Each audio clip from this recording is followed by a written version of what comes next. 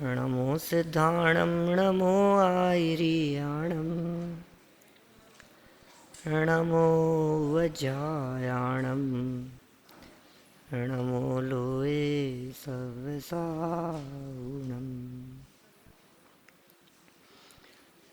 जिन स्वानुभूति से खीरी मम स्वानुभूति श्री विमल धारा जैन श्रुत आनंद अमृत से समता प्रवाह बहावती रागा विकल्प तोड़ी के माँ सरस्वती प्रतिभाव वंद दृष्टि निज में जोड़ी के दृष्टि निज में जोड़ी के। मंगलम भगवान वीरो मंगलम गौतमो गणी मंगलम कुंद कुंदादि जैन धर्मोस्तु मंगल सर्वमंगल मांगल्यम सर्वकल्याणकारिकम प्रधानं सर्वधर्माणां जैनं जयतु शासनं जैनं जयतु शासनं जैनं जयतु शासनम्।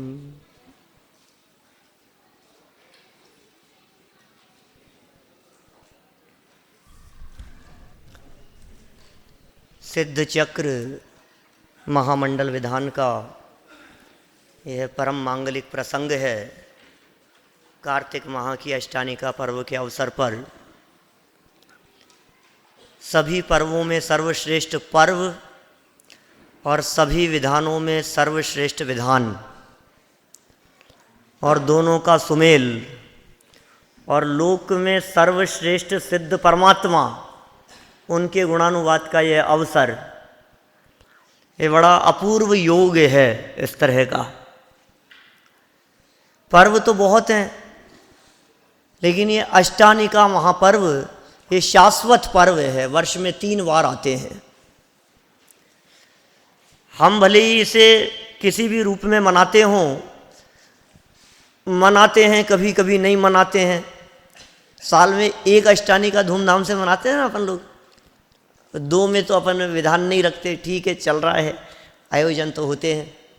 लेकिन देव लोग वर्ष में होने वाली 3 अष्टानिका कार्तिक, फाल्गुन और आषाढ़, इन 3 महीनों के अंत के 8 दिनों में नंदीश्वर द्वीप में जाकर 8 दिन तक लगातार 1 मिनट के भी अंतराल के बिना वहाँ स्थित अकृत्रिम जिनालयों की वंदना और भक्ति करते हैं।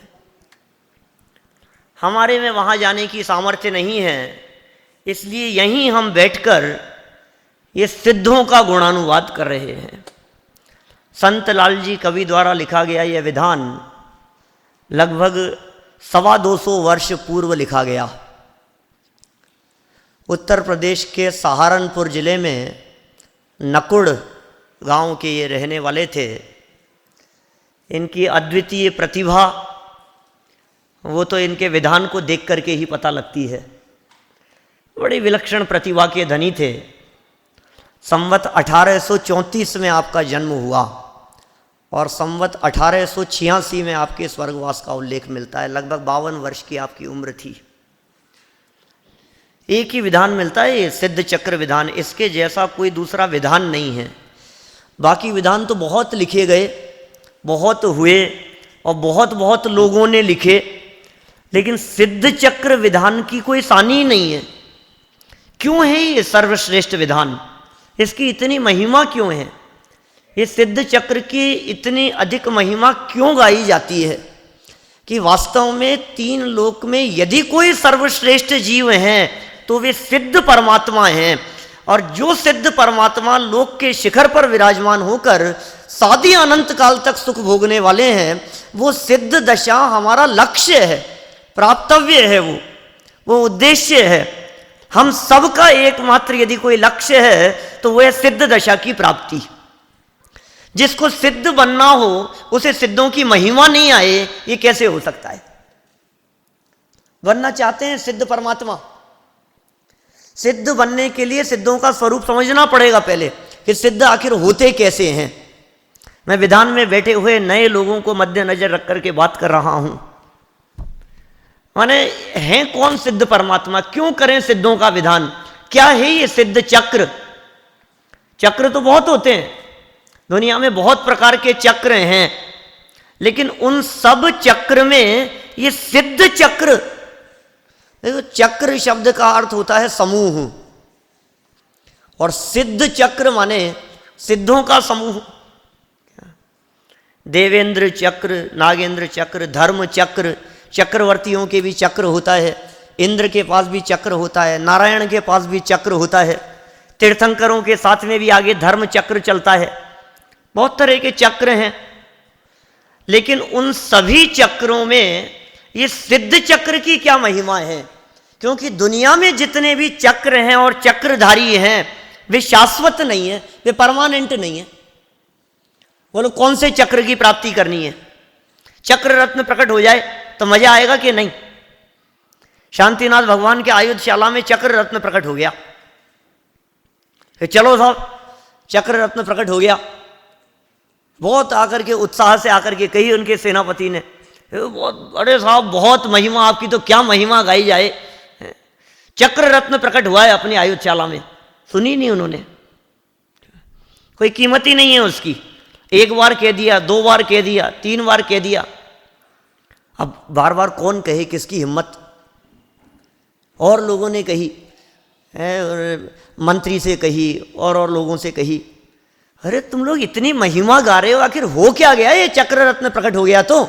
अरे महाराज आप चक्रवर्ती हो जाओगे, 6 खंड के अधिपति हो जाओगे, कितनी अधिक महिमा की बात है। चलो अब चक्र रत्न की पूजन करने के लिए, कि हम नहीं चलते, मना कर दिया उन्होंने।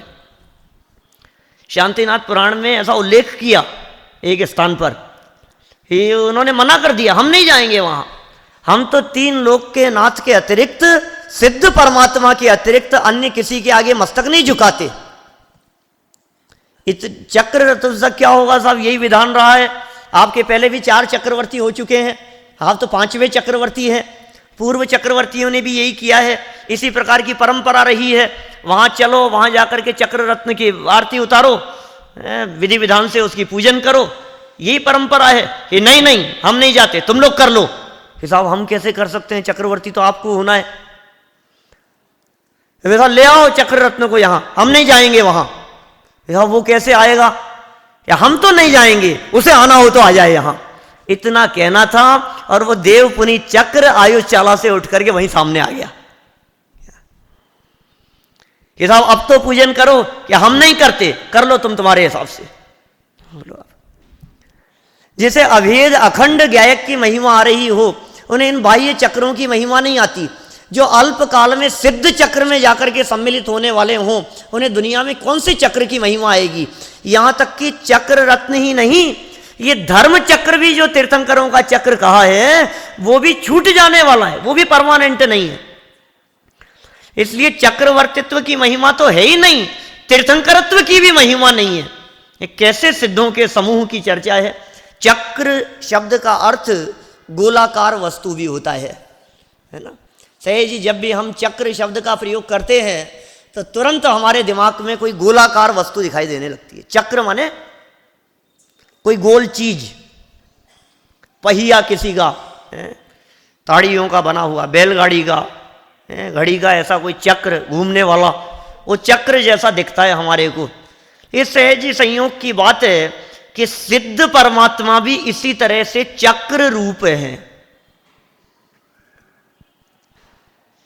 जिस तरह से चक्र गोलाकार होता है, वैसे ही सिद्ध परमात्मा जहां विराजमान है वो सिद्धालय, सिद्ध शिला नहीं। सिद्ध परमात्मा सिद्धालय में रहते हैं, सिद्ध शिला पर नहीं रहते। सिद्ध शिला से तो बहुत ऊंचाई पर है।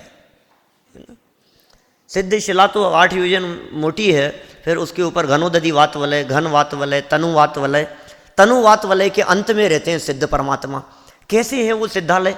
सिद्ध क्षेत्र कैसा है जहां सिद्ध परमात्मा रहते हो। 45 लाख योजन का ढाई द्वीप और 45 लाख योजन का सिद्ध क्षेत्र। और आप ये तो जानते ही हैं कि जो जीव जिस क्षेत्र में बैठकर आत्म आराधना करते हैं, आत्म स्वभाव को जानते पहचानते हैं, आत्म स्वभाव में लीन होते हैं, वे जीव उसी स्थान से सीधे ऊपर सिद्धालय में जाकर विराजमान हो जाते हैं। फिर दौलत राम जी कहते हैं रही है अनंत अनंत काल यथा तथा शिव परिणये। साधी अनंत काल के लिए 45 लाख योजन के क्षेत्र में एक प्रदेश भी ऐसा नहीं है जहां पर सिद्ध परमात्मा नहीं हो। पूरे ढाई द्वीप की बात है। ढाई द्वीप का एरिया 45 लाख योजन का है। हम जिस द्वीप में रहते हैं वो जम्बू द्वीप 1 लाख योजन का है। ढाई द्वीप कितना कहा? 45 लाख योजन। हम जिस द्वीप में हैं वो 1 लाख योजन का। हम जिस भरत क्षेत्र में रहते हैं वो 526 योजन का। और उसके जिस आर्यखंड में रहते हैं वो मात्र 238 योजन का। और उसमें से हम जिस दुनिया में रहते हैं वो सिर्फ 2.5 योजन में। जैसे हम दुनिया समझ बैठे हैं ना, अमेरिका, लंदन, जापान, रूस, फ्रांस, अफ्रीका, ऑस्ट्रेलिया, सब मिला करके ये कितना है? 2.5 योजन। और सिद्ध भगवान कितने एरिया में है? 45 लाख योजन। 45 लाख रुपए और 2.5 रुपए, देख लो आप अंतर। तो समझ में, रुपए में ज्यादा जल्दी समझ में आती है ना अपने को। क्या 45 लाख रुपए में 2.5 रुपए क्या कीमत रखता है? और 45 लाख योजन की एरिया में एक प्रदेश भी ऐसा नहीं है जो सिद्धों से खाली हो। मतलब जहां आप लोग बैठे हैं, जहां हम बैठे हैं, जहां भी बैठते हैं, जहां भी खड़े होते हैं, वहां ऊपर सिद्ध परमात्मा सिद्धालय में विराजमान है। आप कल्पना करके देखो, ऐसे मस्तक ऊपर करो तो सिद्ध परमात्माओं का समूह दिखाई देवे। सर्वाधिक धनी सिद्ध अवस्था में विराजमान सिद्ध वो सम्मित शिखर जी के ऊपर है। अब आश्चर्य की बात यह है कि एक बार जो जीव सिद्ध अवस्था में चले जाते हैं वो लौट के नहीं आते। वो लोग किस किस को चलना है? हम लोग सिद्ध बनने के लिए तैयार हैं, सिद्ध चक्र विधान करके सिद्ध चक्र में शामिल होने के लिए हम लोग सब तैयार हैं। अभी हाथ खड़े कराएंगे तो सब कहेंगे कि हाँ हमें सिद्ध बनना है, हमें मोक्ष जाना है। अरे लेकिन मोक्ष जाना तो है, मोक्ष यदि तुम चले गए मान लो, तो पहले तुम्हें पता है वहां क्या व्यवस्था है? अच्छा भोजन नहीं मिलेगा वहां, खाने पीने की व्यवस्था नहीं है सिद्धालय में, ओढ़ने पहनने की व्यवस्था नहीं है, वहां टीवी देखने की सुविधा नहीं है, पंचेंद्रियों के विषय भोग नहीं मिलते, वहां एसी कूलर नहीं लगेंगे, हीटर नहीं लगते वहां ठंड के समय में। क्या करते होंगे सिद्ध परमात्मा वहां बैठे बैठे? और एक और बात है कि जो चले जाते हैं उनको वहां से वापस लौटने की कुछ व्यवस्था नहीं है। आज तक जो जीव गए हैं वे वापस लौट करके कभी आए नहीं है। अब क्या पता वहां क्या माहौल है? जो गया है वो लौट करके नहीं आया। हम तैयार हो रहे हैं जाने के लिए, एक बार चले गए तो लौट के आने की कुछ व्यवस्था नहीं है। अनंत काल तक वहीं टके रहना पड़ेगा। आप सोच लो ये सिद्ध परमात्मा कैसे हैं। हम तैयार हैं ऐसी सिद्ध दशा में जाने के लिए कि साहब कोई तो संपर्क होगा। अरे दुनिया में किसी भी जगह पर जाने की सोचते भी हैं तो पहले वहां का परिचय लेते हैं। क्या किसी भी जगह 5 दिन के लिए यदि हमारे को कहीं जाना हो, 2 दिन के लिए कहीं जाना हो, तो वहाँ का परिचय लेते हैं सबसे पहले। वहाँ जाएंगे तो वहाँ व्यवस्था है कि नहीं, ठहरने की व्यवस्था है कि नहीं, ज़्यादा भीड़ भाड़ तो नहीं है, कितने कितने उसके बारे में विचार करते हैं। वहाँ का मौसम कैसा है, टेम्परेचर कैसा है, कपड़े कितने ले जाने हैं, आवास की व्यवस्था मिलेगी या नहीं, बहुत ज़्यादा भीड़ भाड़ है क्या, तब तो नहीं जाएं, अभी कैसा मौसम रहता है। कितनी बातें सोचते हैं हम। 2-4 दिन के लिए कहीं जाना हो, मैं कहता हूँ परमानेंट जिस जगह पर आपको जाना है और जहाँ जाने की आप भावना भा रहे हैं, आपने उसके बारे में विचार चिंतन किया कभी? वे सिद्ध परमात्मा कैसे हैं? और यदि नहीं किया तो संत लाल जी कवि के सानिध्य में जाकर के हमारे को अभ्यास करना चाहिए। उस सिद्ध दशा का स्वरूप जानने के लिए कि वे कैसे हैं सिद्ध परमात्मा। कोई व्यक्ति संतलाल जी से पूछे कि साहब आपने सिद्धों की इतनी महिमा गाई है, हमें एक बात बतला दो कि आप सिद्धों से मिलके आए हो क्या। देखो हमारे पास में क्या ऑप्शन होते हैं, जिस जगह हमें जाना है वहां का परिचय प्राप्त करने के ऑप्शन क्या है।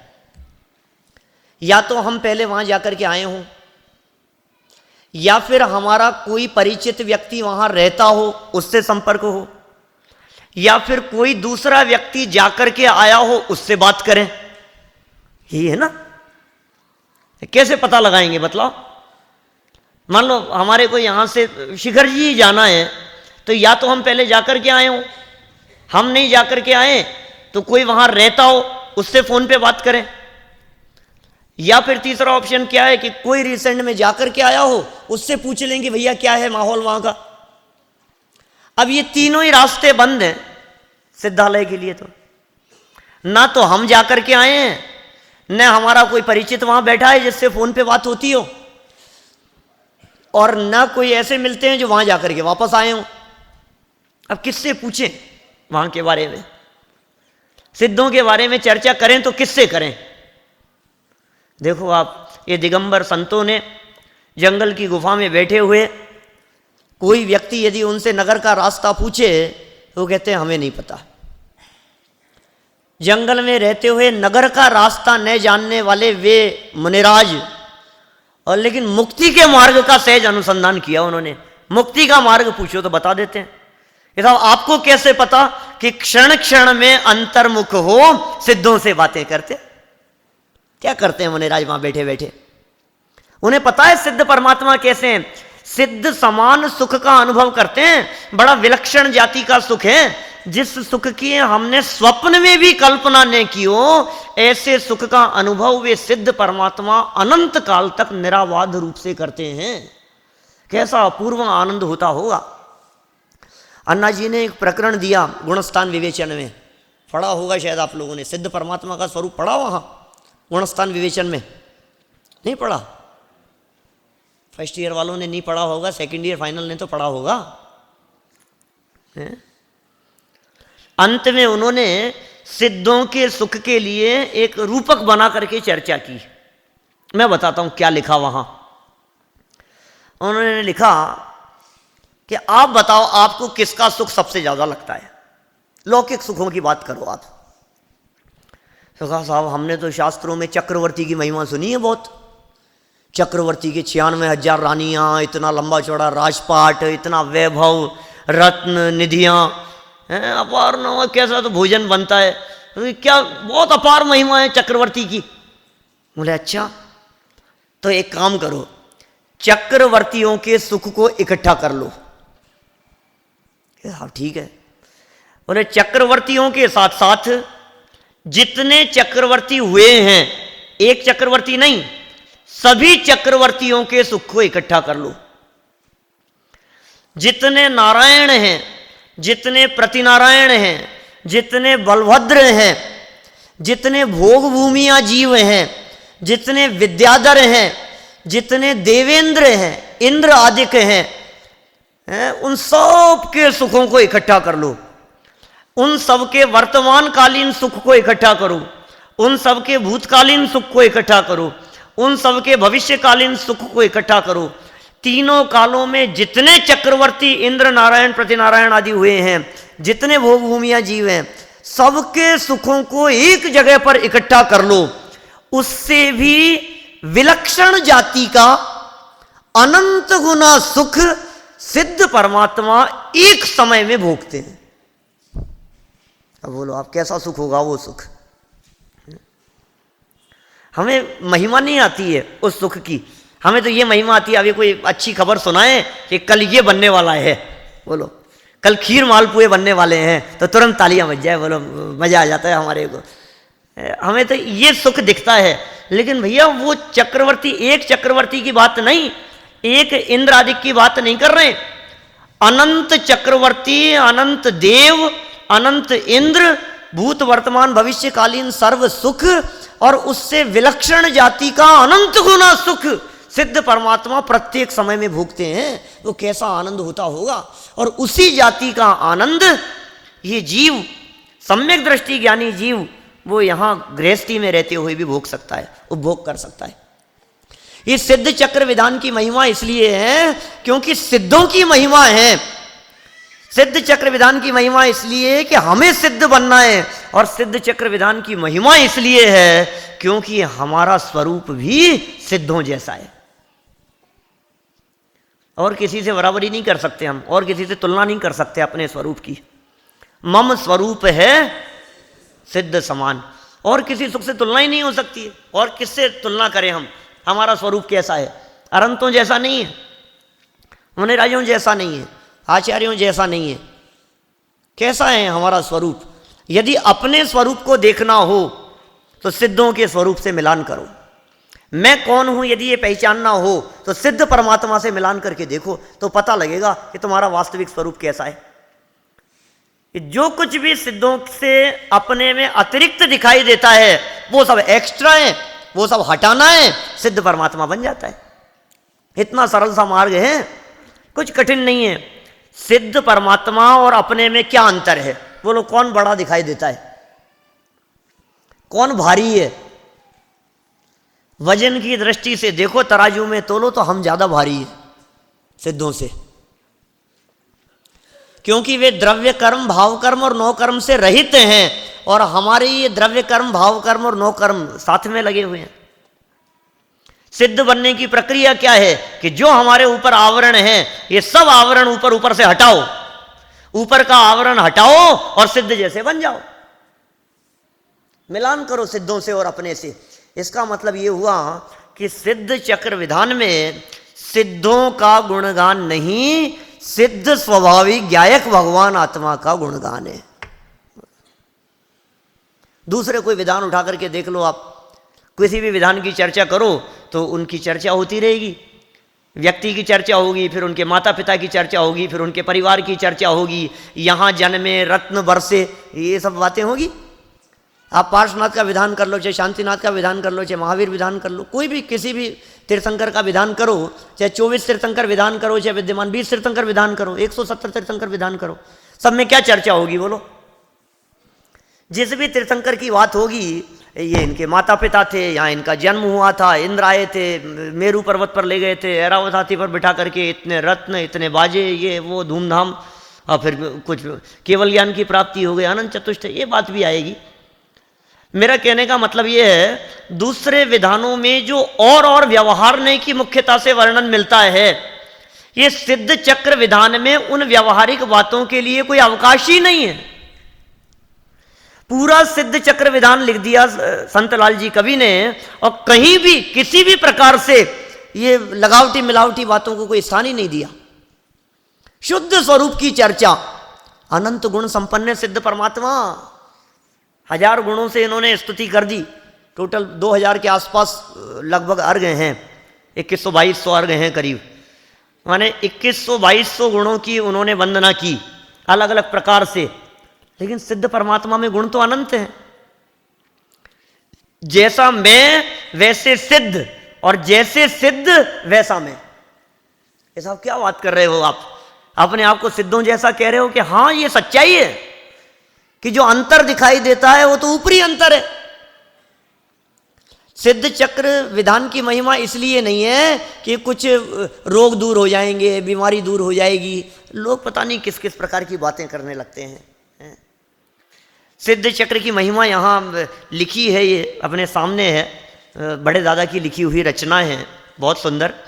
मुझे लगता है कितनी सुंदर रचना, जो पूर्व में जो चलती थी पुरानी कहानी, जिसमें गृहीत मिथ्यात्व का पोषण होता था, वास्तव में उस कहानी को ध्यान में रखते हुए और हमारे चित्त में गृहीत मिथ्यात्व का पोषण न होवे और वास्तविक स्वरूप ख्याल में आवे, इस सिद्ध चक्र की वास्तविक महिमा हमारे ख्याल में आवे, इतनी सुंदर रचना ये बड़े दादा की लिखी हुई रचना है। ये सिद्ध चक्र का महात्म्य जो अपन रोजाना सिद्ध चक्र विधान के बाद में बोलते हैं, है ना, बहुत सुंदर चर्चा है।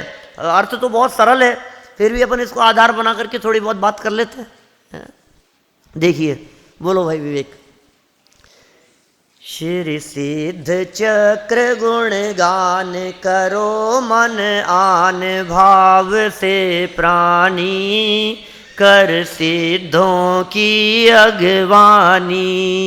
क्या कह रहे हैं? श्री सिद्ध चक्र, कैसा है सिद्ध चक्र कि गुण खान। क्यों नहीं हो? क्योंकि सिद्ध गुणों की खान है, तो सिद्ध चक्र गुणों की खान क्यों नहीं होगा? अरे एक सिद्ध में अनंत गुण, तो सिद्धि अनंत है, तो क्यों नहीं गुण खान होगा? बोलो। तो सिद्ध चक्र क्योंकि एक सिद्ध नहीं, अरे एक सिद्ध की अपार महिमा, और एक सिद्ध नहीं अनंत अनंत सिद्ध परमात्माएं हर 6 महीने 8 समय में 608 जीव सिद्ध दशा की प्राप्ति कर रहे हैं। और उस सिद्ध दशा की प्राप्ति का उपाय कहीं बाहर में नहीं है।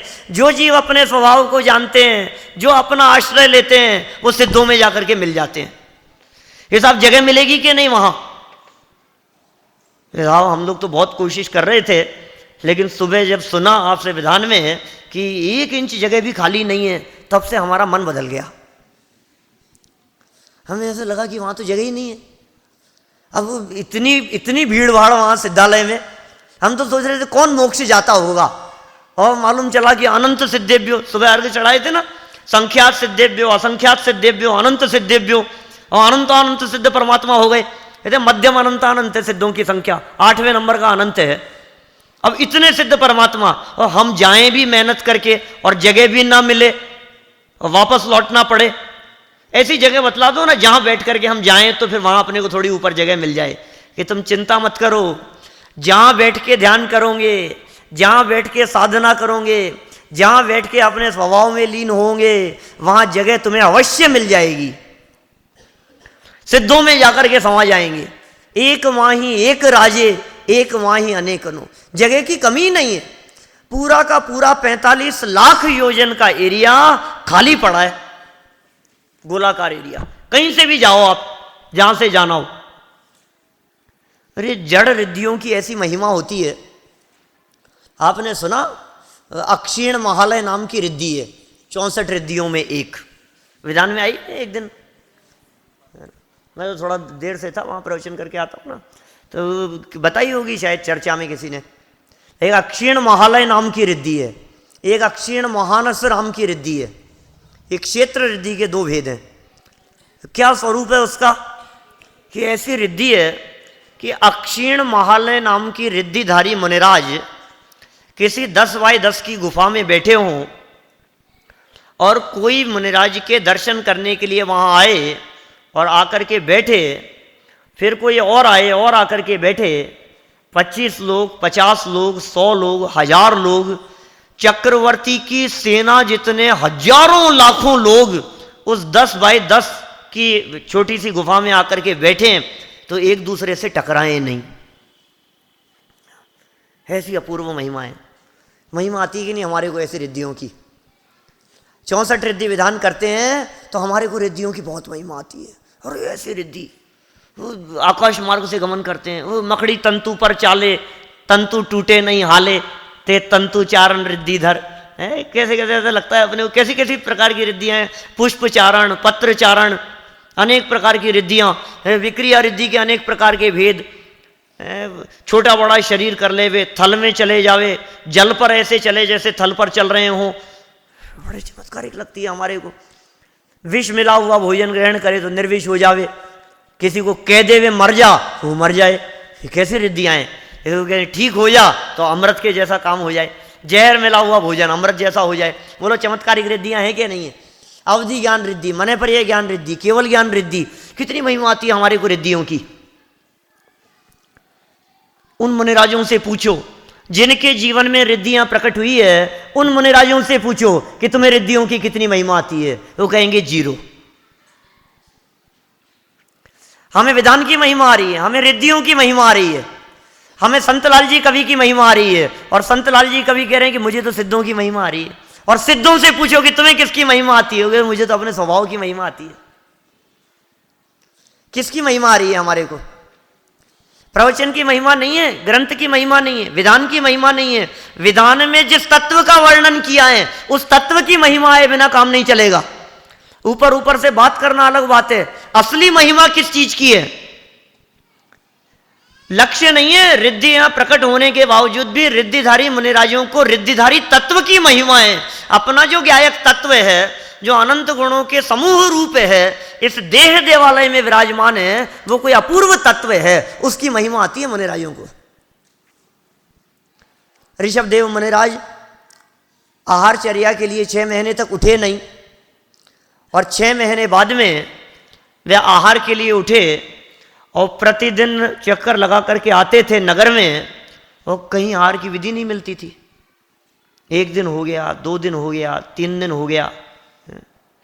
आपको पता है कितने दिन तक? 7 महीने 13 दिन तक वे बराबर आहार के लिए रोजाना चक्कर लगाते थे। जबकि काम कितना आसान था विवेक, कितना आसान काम था।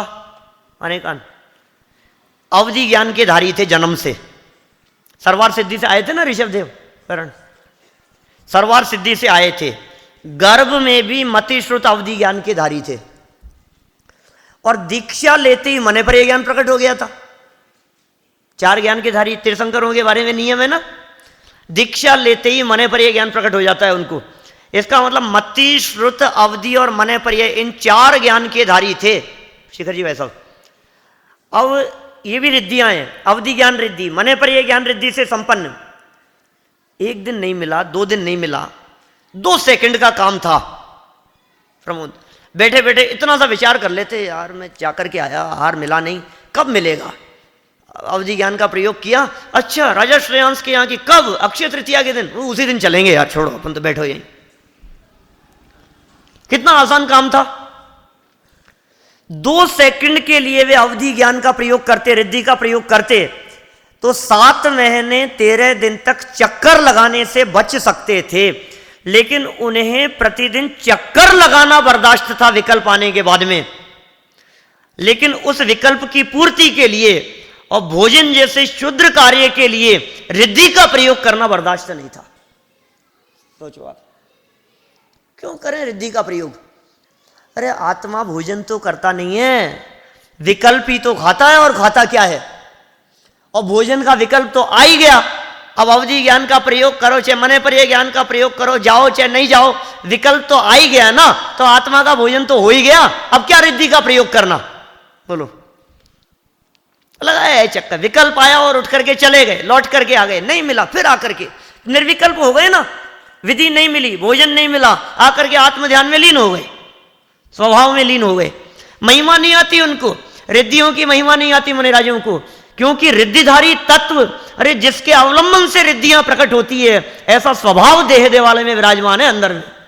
उसको देखते हैं, उसका अवलंबन लेते हैं, वो अतीन्द्रिय आनंद का रसपान करते हैं। दुनिया को देखने वालों को ऐसा लगता है कि निराहारी हैं, भोजन नहीं मिला, अरे वे अंदर में अतीन्द्रिय आनंद का रसास्वादन कर रहे हैं, स्वभाव का अवलंबन ले रहे हैं, क्षण क्षण में अंतर्मुख होकर के चैतन्य रस का रसास्वादन करते हैं, उस रस का पान कर रहे हैं। जिस अपूर्व आनंद का स्वाद वे क्षण क्षण में ले रहे हैं, हमें तो लग रहा है बेचारे मुनिराज, आहार नहीं मिला, विधि नहीं मिली। क्या देख रहे हो आप? सिद्ध स्वभावी ज्ञायक भगवान आत्मा इस देह रूपी देवालय में वर्तमान में भी सिद्धों के समान विराजमान है। किंचित भी अंतर नहीं है, किंचित मात्र भी अंतर नहीं है। और जो अंतर दिखाई देता है वो देखने लायक नहीं है। ये कोशिश की है संतलाल जी कवि ने यहां, तो पहली लाइन में कह दिया, श्री सिद्ध चक्र गुण गान करो मन आन, भाव से प्राणी कर सिद्धों की अगवानी। सिद्धों की अगवानी करें, आने वाले हैं सिद्ध परमात्मा। अभी मैं आया तो सोनू जी बाहर खड़े थे दरवाजे पे, साहब आपकी अगवानी के लिए खड़ा हूं। मैं कह रहा गजब कर रहे हो, ये सिद्धों की अगवानी के लिए सिद्ध परमात्मा लौट करके आएंगे नीचे? बोलो, सिद्ध भगवान लौट करके आएंगे कि नहीं? पता नहीं कैसे कैसे, हमें तो कुछ खबर ही नहीं है। कभी कहते हैं कि हे सिद्ध भगवान आ जाओ, अत्र अवतर अवतर, हे सिद्ध परमात्मा उतर करके आ जाओ हमारे सामने, मेरी परिणति में उतर करके आ जाओ। कभी ऐसा कहते हैं, और कभी विवेक से बोलो तो कहेंगे हमको भी बुला लो प्रभु सिद्धों के दरबार में। कभी भी ऐसा लगता है सिद्ध भगवान भी बैठे बैठे कंफ्यूज हो जाए कि यार मुझे बुला रहा है कि खुद आने की बात कर रहा है, ये चाहता क्या है ये? बोलो हकीकत बात क्या है, हमें चलना है कि उनको बुलाना है? इस सिद्धों की अगवानी का मतलब सिद्ध स्वभाव का दर्शन, अंदर में सिद्ध स्वभावी परिणति की प्रकटता, वो सिद्धों की अगवानी है।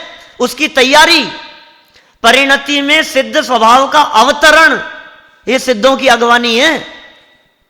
वो सिद्ध परमात्मा सिद्धालय से उतर करके नहीं आएंगे, लेकिन सिद्ध स्वभाव मेरी परिणति में, मेरे अनुभव में आए, उसकी तैयारी है सिद्धों की अगवानी। उसके लिए मन को तैयार करने के लिए कह रहे हैं यहां पर, कर सिद्ध चक्र गुणगान। सिद्ध चक्र का गुणगान करके मन आन भाव से प्राणी, भाव से सिद्ध परमात्मा के स्वरूप को देखो और फिर अपने स्वरूप को देखो, फिर उनके स्वरूप से अपने स्वरूप का मिलान करके देखो। ये कहते हैं अब सिद्धों की अगवानी, क्योंकि असली सिद्ध परमात्मा मुझे वहां नहीं मिलेंगे, असली सिद्ध परमात्मा मुझे अपने भीतर मिलेंगे। कहां मिलेंगे सिद्ध परमात्मा? योगसार में योगेंद्र देव ने गाथाएं लिखी इस प्रकार की, जिन देव तन मंदिर रहे जन मंदिरों में खोजते, हंसी आती है कि मानो सिद्ध भोजन खोजते। क्या किस बात पे हंसी आ रही है? वो सिद्ध परमात्मा भोजन खोज रहे हैं कि नहीं? नहीं, ये सिद्ध परमात्मा खोज रहे हैं। खोज तो हम रहे हैं ना मंदिरों में जाकर के, अपने आप के बारे में कह रहे हैं। कर सिद्धों की अगवानी, फिर क्या होगा इससे? देखो आप, सिद्धों का सुमिरन करने से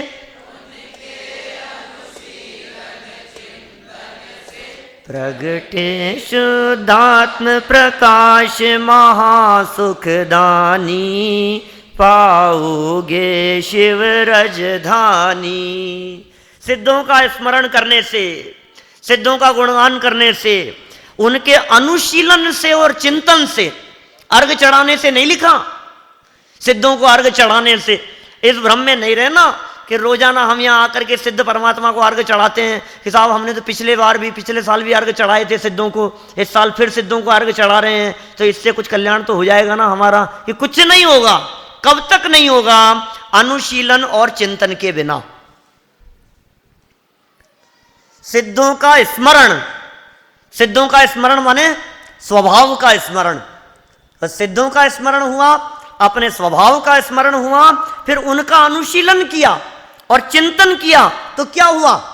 सिद्धों का अनुशीलन, सिद्धों का चिंतन, सिद्धों का खुलासा, सिद्ध स्वरूप का दर्शन, फिर हुआ क्या उससे? कि प्रगटे शुद्धात्म प्रकाश। शुद्धात्म प्रकाश प्रगटे, ये कैसे कह रहे हो साहब? अनुशीलन किया सिद्धों का और प्रगटे का शुद्ध स्वरूप, कि हाँ ऐसा ही तो है। ये चमत्कारिक बात है, क्योंकि सिद्ध में और मुझ में अंतर नहीं है, बस ये मूल बात है। मम स्वरूप है सिद्ध समान। प्रगटे शुद्धात्म प्रकाश, शुद्धात्म प्रकाश प्रकट होवे, शुद्ध आत्म प्रकाश प्रकट होवे, महासुखदानी। और फिर क्या होगा? पाओगे शिव राजधानी। सिद्धालय की प्राप्ति हो जाएगी और सिद्ध चक्र में जाकर के विराजमान हो जाएंगे। इस संसार के दुख दुख रूप लगते हैं क्या? ऐसा लगता है क्या कि हमें कुछ तकलीफ है? हमें लगता है कि हमारे को कोई पीड़ा है, कोई संकट है? सिद्ध परमात्मा सर्व संकटों से मुक्त हैं, अशरीरी हैं वे सिद्ध परमात्मा। जितने संकट यहाँ संसार दशा में दिखाई देते हैं, इन सर्व संकटों से मुक्त हो गए हैं। खाने पीने का टेंशन नहीं है, सर्दी गर्मी नहीं है, भूख प्यास नहीं है, बीमारी नहीं है, रोग नहीं है, आकुलता नहीं है, घबराहट नहीं है, दुख तो है ही नहीं कुछ भी। और वो आनंद खत्म होने की टेंशन भी नहीं है, वापस लौटने का विकल्प नहीं है। 100 प्रकार के दुखों से मुक्ति मिल गई है। कैसे सिद्ध परमात्मा का स्वरूप होगा? वो प्रगटे शुद्धात्म स्वरूप, महासुखदानी। और जो ऐसा स्मरण करता है, जो ऐसा चिंतन करता है, जो ऐसा सिद्धों का अनुशीलन करता है, उसे प्राप्त हो जाती है वो राजधानी, राज्य मिल जाता है। शिव राजधानी मिलने का मतलब मुक्ति का राज्य मिल गया, साम्राज्य मिल जाएगा। तो फिर साहब ये सिद्ध चक्र विधान से वो उसका श्रीपाल का वो कुष्ठ रोग वो दूर हो गया था। वो हुआ था ना, उसने मैना सुंदरी ने करवाया था, सिद्ध चक्र विधान कराया था ना उसने। और सिद्ध चक्र विधान कराने से वो उसका श्रीपाल का कुष्ठ रोग दूर हो गया था, ऐसा था कि नहीं? और श्रीपाल भी उसमें शामिल हो गए, और मैना सुंदरी भी शामिल हो गई, और धूमधाम से सबको इकट्ठा करके कि देखो भाई हमारे इनका कुष्ठ रोग दूर हो जाए, इसलिए अपन सिद्ध चक्र विधान रचा रहे हैं। आप लोग काय के लिए रचा रहे हो? बोलो लुहाड़िया जी सब, तो का जी सब दोनों बैठे विधान करता हमारे। किस लिए? हमारे तो कोई बीमारी नहीं है, कोई तकलीफ नहीं है। अरे क्या बात कर रहे हो? ये जन्म जरा मरण का रोग लगा है, ये बीमारी है सबसे बड़ी। ये कुष्ठ रोग के निवारण के लिए नहीं है सिद्ध चक्र विधान, ये जन्म जरा मरण के रोग के निवारण के लिए है।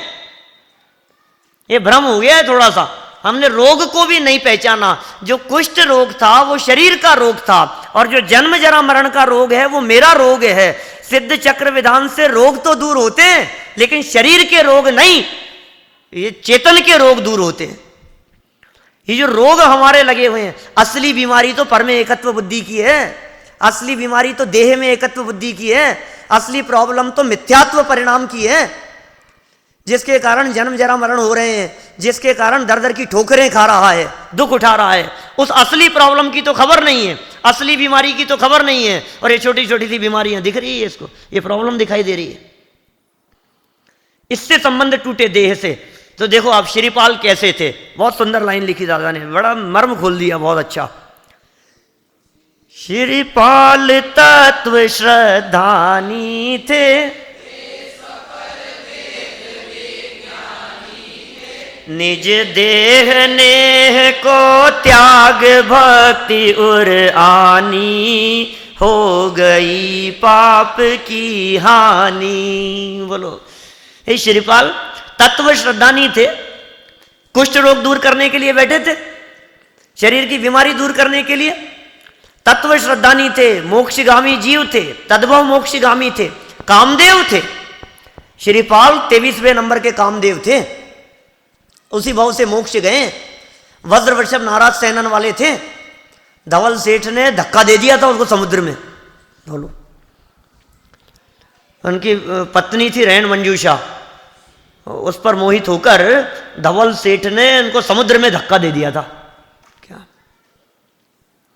और जब समुद्र में धक्का दे दिया तो अब मरना ही था, समुद्र को तैर के पार कर लिया। बोलो, कौन मिलेगा ऐसा? अपने बाहुबल से समुद्र को तैर करके पार कर लिया श्रीपाल ने। मुक्तिगामी जीव थे, तद्भव मोक्षगामी थे, अपूर्व सामर्थ्य के धनी थे। कुष्ठ रोग तो बाहर का रोग था, और वो रोग दूर हुआ तो कामदेव के समान सुंदर। लेकिन तत्व श्रद्धानी से देह जिस समय कुष्ठ रोग में थी उस समय भी अपने आप को देह से भिन्न जानते थे, और जिस समय देह सर्वांग सुंदर हो गई उस समय भी अपने आप को देह से भिन्न अनुभव करते थे, स्वपर भेद विज्ञानी थे। निज देह नेह को त्याग भक्ति उरानी, हृदय में भक्ति सिद्ध परमात्मा के प्रति। सिद्ध परमात्मा कैसे है? क्यों नहीं हो भक्ति? अरे जिस जैसा बनने की भावना हो उनकी भक्ति हृदय में नहीं आए, ये बात कैसे हो सकती है? जिस जीव को सिद्ध परमात्मा के प्रति भक्ति का भाव नहीं आवे, इसका मतलब यह है कि वो अभी सिद्ध बनने का पात्र नहीं है, अभी लायकात नहीं है उसमें। ये सिद्ध बनने की अभी दूर है अभी उसकी दिल्ली, समझ लीजिए आप। संसार परिभ्रमण का जिनका काल लंबा होता है उन्हें सिद्ध परमात्मा की महिमा का विकल्प नहीं आता, और जिनके हृदय में भाव जागृत हो रहा है सिद्धों का गुणानुवाद करने का, सिद्ध परमात्मा की महिमा गाने का, अरे स्वयं सिद्ध बनने की जिनके हृदय में भावना जागृत हुई है, कहते हैं सफल हो गया उनका सिद्ध चक्र विधान कराना। सुबह अर्घ चढ़ाया था ना अपन ने, त्रिकाल सिद्धेभ्यो नमः अर्घम निर्वपामी थी। त्रिकाल सिद्ध के लिए अपने आप को भी अर्घ, हमारा ध्यान नहीं जाता इस और कि हम अपने आप को अर्घ, हम पूछते हैं ना कभी कि कभी चढ़ाया है अपने आप को अर्घ? अरे नहीं साहब, मैं अपने आप को अर्घ कैसे चढ़ाऊंगा? ऐसा ऐसा ऐसा कोई अर्घ चढ़ाता है? कोई ऐसा कैसे अर्घ चढ़ेगा? ऐसे अर्घ, क्योंकि मुझे सिद्ध होना है। जो हुए हैं या हो रहे या सिद्ध अब तक जो हुए, ये कह रहे हैं स्वपर भेद विज्ञान का महात्म्य है। ये श्रीपाल तो तत्व श्रद्धानी थे कि हाँ साहब, श्रीपाल तो तत्व श्रद्धानी थे, सिद्धों की महिमा उनके हृदय में थी। सहज ऐसा पुण्य बंधता है, हो गई पाप की हानि। पाप की हानि करते नहीं है, पाप की हानि चाहते नहीं है। अरे पाप मेरा बिगाड़ क्या रहा है जिसकी हानि चाहूंगा मैं? पाप ने क्या बिगाड़ लिया बोलो? अनंत काल में इस पाप ने मेरा आज तक क्या बिगाड़ा है? क्यों हानि चाहूंगा मैं पाप की? हो गई वो तो सिद्ध स्वभाव की महिमा आई और पाप की हानि अपने आप हो गई। कर्म झड़ते हैं अपने आप गायक की महिमा में। ये महिमा है अपने स्वभाव की, सच्ची महिमा है अपने स्वभाव की। हो गई पाप की हानि। ये साहब चलो कोई बात नहीं, इनके मन में तो महिमा थी, लेकिन मैना सुंदरी ने तो इसीलिए किया था ना विधान। मैना सुंदरी ने जो सिद्ध चक्र विधान किया था वो तो उसका रोग दूर करने के लिए किया होगा। देखो आगे लाइन क्या लिखते हैं, मैना भी आत्म ज्ञानी थी, जिन शासन की श्रद्धानी थी, अशुभ भाव से बचने को जिनवर की पूजन ठानी, कर जिनवर की अगवानी। बोलो मैना भी आत्मज्ञानी थी। कितनी बड़ी मूर्खता लगती है ऐसी, विधान करे मैना सुंदरी और फल मिले श्रीपाल को। बोलो आप चाहते हैं ऐसा? बोलो जैसे जी आप ऐसा चाहते हैं कि विधान में बैठे चाची और फल मिले आपको? क्या हाँ साहब क्यों नहीं चाहेंगे? तो फिर उल्टा लगाओ कभी कि बैठो आप और फल आपको नहीं मिले, फल मिले उनको। नहीं ऐसा क्यों? बोलो ऐसा लगता है ना अपने को, मतलब काम करें हम, ऐसा होता ही नहीं है। ये सिद्धांत विरुद्ध बात है बिल्कुल कि एक व्यक्ति पूजन करे, पूजन करूं मैं और फल मिले बच्चों को, कि क्यों भैया? अमित गति आचार्य लिखते हैं, स्वयं कृतम कर्म यदात्मना पुरा फलम यदि ये लभते शुभाशुभम परेण दत्तम यदि लभ्यते स्फुटम स्वयं कृतम कर्म निरर्थकम तदा।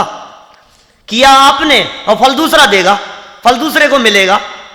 ऐसा अन्याय नहीं है, यहां पोपाबाई का राज नहीं है, ये ऐसा नहीं चलता है अपने यहाँ। ये पोल पट्टी नहीं है इस तरह की, काम करे कोई पकड़ लो किसी को भी कि कोई बात तो नहीं, काम किया इसने, चोरी की इसने और डंडे पड़ रहे हैं इसके। ये ऐसे थोड़ी ना होता है कोई। यही बात हो गई। अरे यहाँ पाप की बात कह दी, वहां पुण्य की बात कह दी, एक ही तो बात है। चोरी की इसने और डंडे पड़े इसके, बोलो न्याय है कि नहीं है? ये नहीं साहब ये तो अन्याय है बिल्कुल। तो ये अन्याय नहीं है कि विधान करे कोई और फल मिले किसी और को, ये अन्याय नहीं है, ये न्याय है। पूजन करे कोई और फल मिल जाए किसी और को, बिल्कुल अन्याय नहीं है। हर व्यक्ति के परिणाम स्वतंत्र हैं, सबको अपने अपने परिणामों का फल मिलता है। किसी का फल कोई दूसरे को नहीं मिलता, कोई किसी का फल नहीं भोगता, सब अपने अपने कर्मों का फल भोगते हैं। और जो जीव कर्म भोगते हुए भी, कर्म का फल भोगते हुए भी उससे भिन्न अपने आप को ज्ञाता अनुभव करते हैं, वे उस कर्म का अभाव करके सिद्धालय में जाकर के सिद्ध चक्र में विराजमान हो जाते हैं। मैं कर्म के फल को भोगने वाला भी नहीं, ज्ञान क्रिया ज्ञानी करे, ज्ञाता दृष्टा है वो तो। ये मैना क्या थी? आत्मज्ञानी थी मैना सुंदरी भी। कहां से जोड़ दी गई ये कथा? पूरा सिद्ध चक्र विधान पहले अर्घ से लेकर आखिरी अर्घ तक, पहली पूजन से लेकर 8वीं पूजन तक, किसी पूजन में, किसी अर्घ में, किसी जयमाला में, किसी छंद में श्रीपाल मैना सुंदरी का कुछ तो उल्लेख करते संतलाल जी 200 साल पहले। कहीं तो उल्लेख करते इसका, प्रथमानुयोग की इस कहानी का। हम लोगों ने सब ने इसको मैना सुंदरी श्रीपाल से जोड़ दिया इसको कि सिद्ध चक्र विधान माने मैना सुंदरी श्रीपाल का विधान हो रहा हो गया, सिद्धों का गुणगान हो रहा है तो मैना सुंदरी याद आ रही है।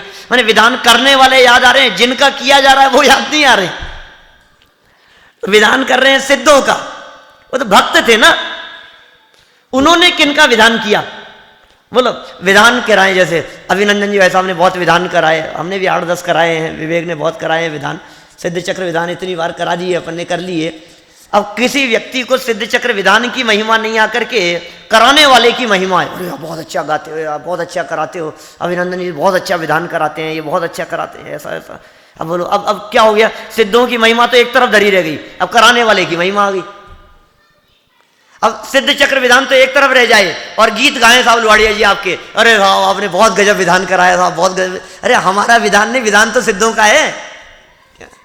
सुबह दादा ने भक्तामर का एक श्लोक बोला था ना, कितना सुंदर, कि वास्तव में इसमें तो तव प्रभावात चेतो हरिष्यति सताम नलिनी दलेशु, है ना, ऐसी चर्चा है ना कि हे आदिनाथ भगवान, मैं इस स्तोत्र की रचना कर रहा हूं, यह स्तोत्र निश्चित रूप से सज्जनों के चित्त को हरेगा।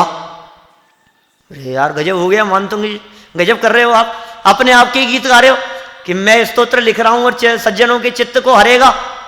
पता है क्या लिखा उन्होंने? इसलिए नहीं कि मैं लिख रहा हूं, बल्कि इसलिए कि इसमें जिनका वर्णन चल रहा है वो तीन लोक के नाथ हैं। क्यों नहीं सज्जनों का चित्त हरेगा? ये सिद्ध चक्र विधान इसलिए महान नहीं है कि संतलाल जी ने लिखा है, ये सिद्ध चक्र महान इसलिए महान है क्योंकि सिद्धों का गुणगान है। सर्वश्रेष्ठ वस्तु की चर्चा है, सर्वश्रेष्ठ पद की चर्चा है, इससे ऊपर कोई पद ही नहीं। तीन लोक में सिद्धों से बढ़कर कोई है ही नहीं। क्यों नहीं सर्वश्रेष्ठ होवे और क्यों नहीं सर्वश्रेष्ठ विधान होवे? महिमा ही उनकी गा रहे हैं ना, सिद्धों की महिमा गाई जा रही है, तो सर्वश्रेष्ठ विधान क्यों नहीं होगा? मैना भी आत्मज्ञानी थी, जिन शासन की श्रद्धानी थी, तो विधान किस लिए रचाया उसने? कुष्ठ रोग को दूर करने के लिए कि नहीं?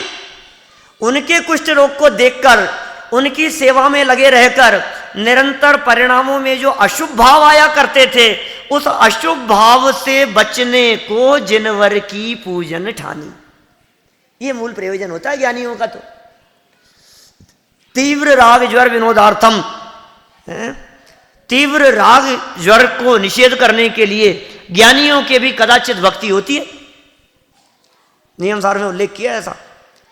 ज्ञानी जीवों की भक्ति नहीं होती? होती है, भक्ति का भाव आता है। क्यों नहीं आएगा भक्ति का भाव ज्ञानियों के हृदय में? लेकिन क्यों? पाप से बचने के लिए, संकट मिट जाने के लिए। किस लिए विधान कराते हैं? बहुत से लोग विधान इसलिए कराते हैं कि संकट दूर हो जाएगा। समाज में सबसे ज्यादा चलता है शांति विधान। क्यों चलता है? शांति के लिए।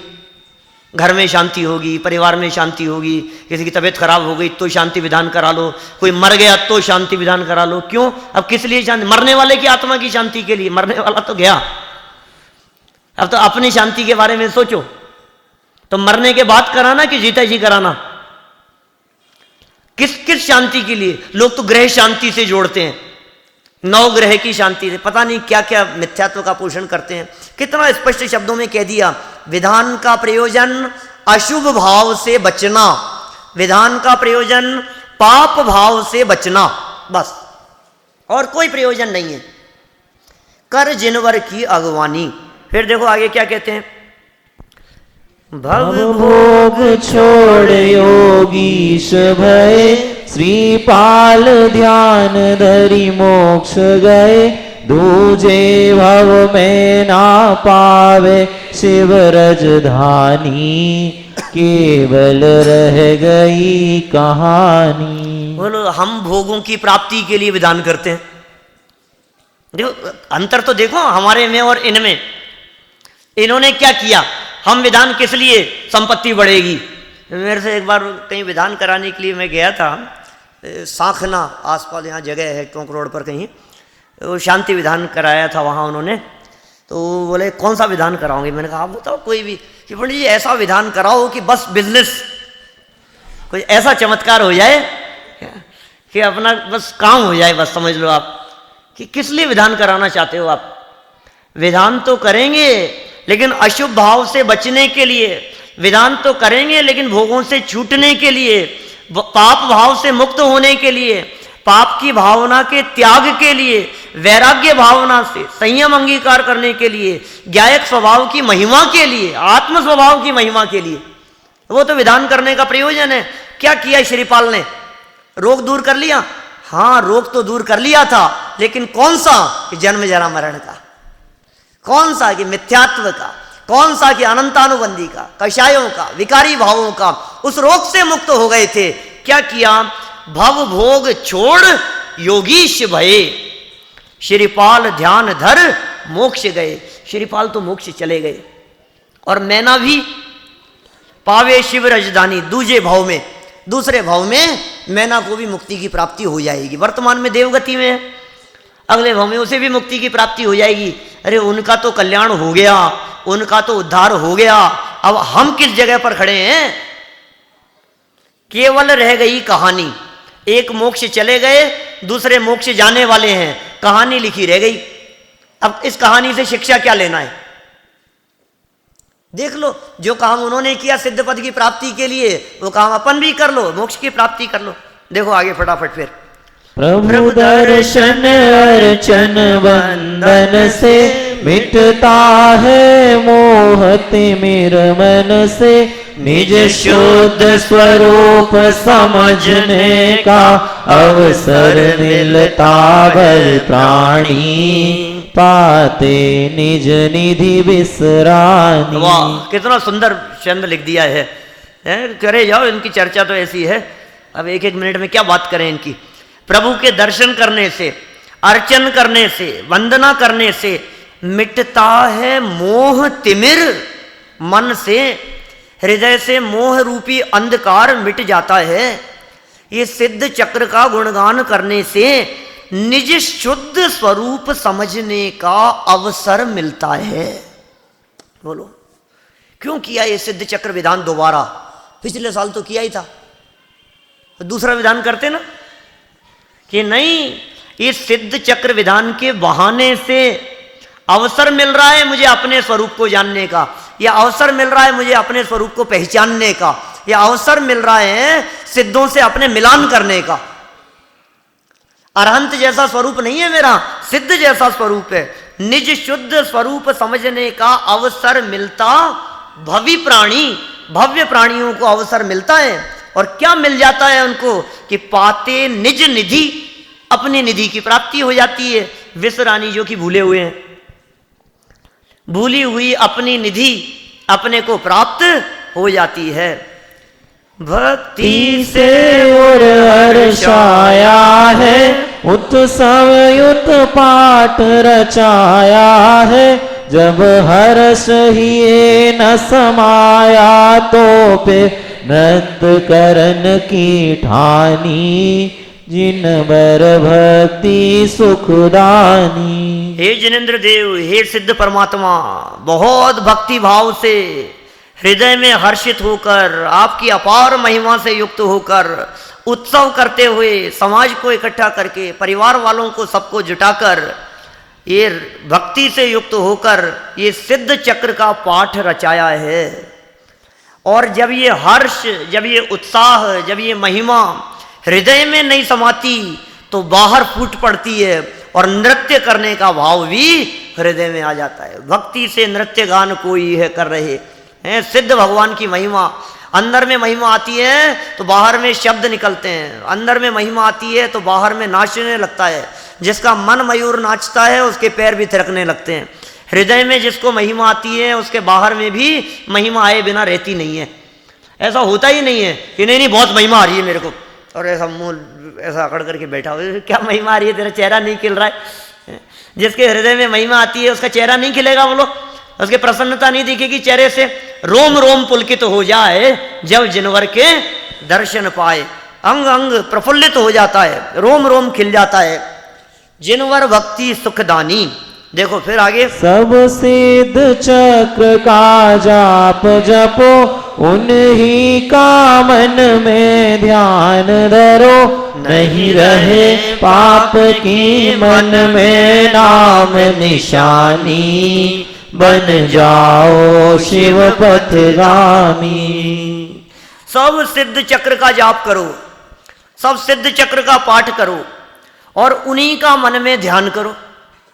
ये साहब सिद्ध चक्र का विधान तो खत्म हो जाएगा और 4 दिन बचे हैं, कि मन में ध्यान तो कर सकते हो। ये सिद्ध चक्र विधान तो सदा काल नहीं कर सकते, लेकिन सिद्धों की महिमा, सिद्धों का गुणगान और सिद्ध स्वरूपी गायक का ध्यान, ये तो 24 घंटे किया जा सकता है। खाते पीते उठते बैठते जिनके हृदय में सिद्ध बनने की भावनाएं, जिनके हृदय में सिद्धों की महिमाएं, जो सिद्धों का ध्यान ध्याते हैं, नहीं रहे पाप की मन में नाम निशानी, निशान मात्र भी नहीं रहेगा, नाम मात्र भी पाप का अस्तित्व नहीं रहेगा। सिद्धों की सच्ची महिमा आएगी तो छोटे मोटे पाप की तो क्या दम है। टोडरमल जी साहब ने मोक्ष मार्ग प्रकाशक में एक प्रकरण दिया, प्रारंभ में पंच परमेष्ठियों का स्वरूप बतलाया, फिर उनसे प्रयोजन सिद्धि की बात कही। सिद्धों से भी प्रयोजन सिद्धि होती है हमारी, अरहंतादिक से भी प्रयोजन सिद्धि होती है। ये साहब क्या प्रयोजन सिद्धि होगी कि भोजन मिलेगा ना अच्छा शाम को, क्या बात करता है भोजन की, ये सब तबीयत ठीक हो जाएगी ना, क्या बात करता है तबीयत ठीक की। ये कह रहे ऐसा मिलेगा कि नाम निशान नहीं रहेगा तेरे तकलीफ का, ऐसा मिलता है।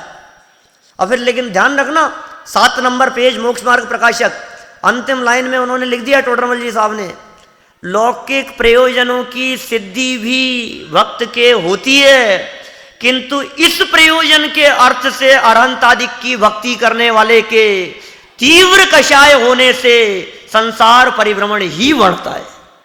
बोलो, लौकिक प्रयोजनों की सिद्धि होती है, सिद्ध चक्र विधान करने से सहज ही पाप कर्म की हानि होती है, सहज ही पुण्य बंधता है, अपने आप लौकिक कार्यों की सिद्धि होगी, बिजनेस भी बढ़ेगा, तबीयत भी ठीक होगी, सब होगा। लेकिन मन में यदि तबीयत ठीक करने का विकल्प आ गया तो पुण्य की जगह पाप बांध रहा है।